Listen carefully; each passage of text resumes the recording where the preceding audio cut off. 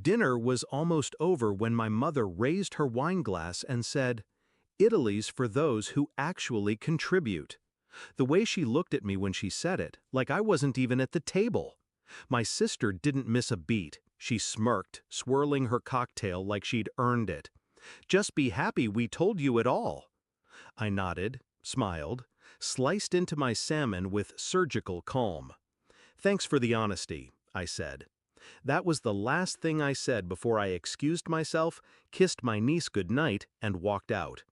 They didn't know I was the one who booked the flights, the hotels, the museum passes, the transfers. They didn't know the payment portal they used was mine. Because when Dad died, they leaned on me for everything: paperwork, credit, coordination. I stepped up because I thought, finally, now we can be a real family. But real families don't plan trips to Tuscany and leave you out because you're too quiet. They don't toast to exclusion. I noticed the shift 6 months ago. Group chats without me.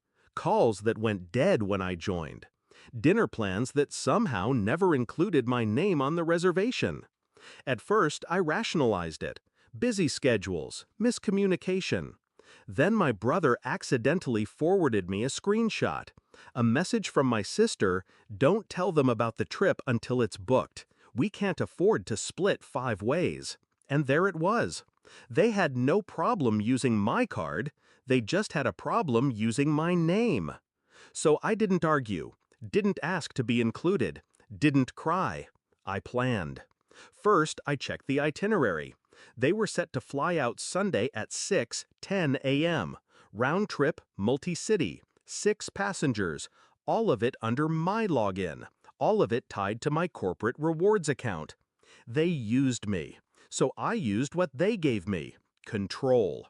When I got home from dinner, I logged in, shut down the payment portal, revoked all device access, canceled every ticket, blocked them from logging back in. 5 minutes of work, done.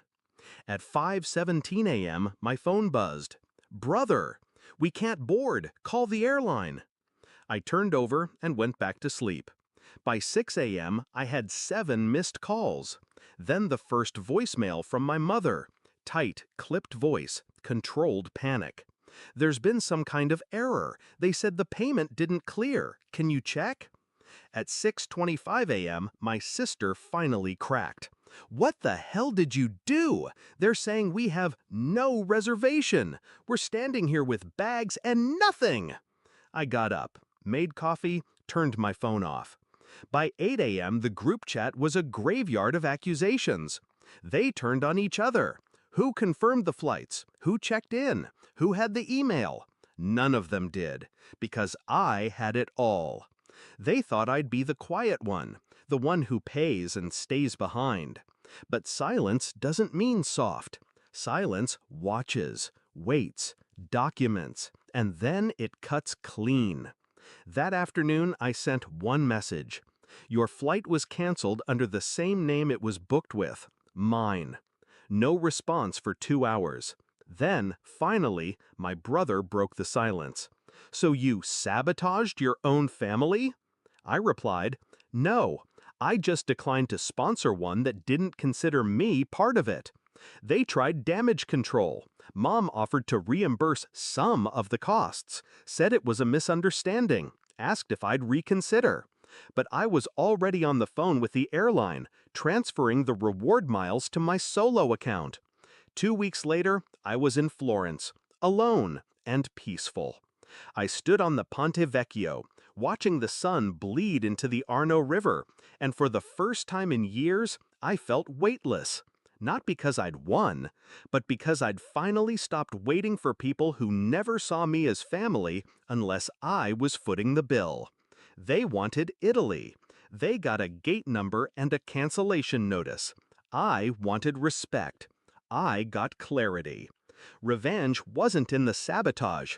It was in the silence that followed. Because now they know I'm not the backup plan. I'm the system they took for granted and shut down by my hand.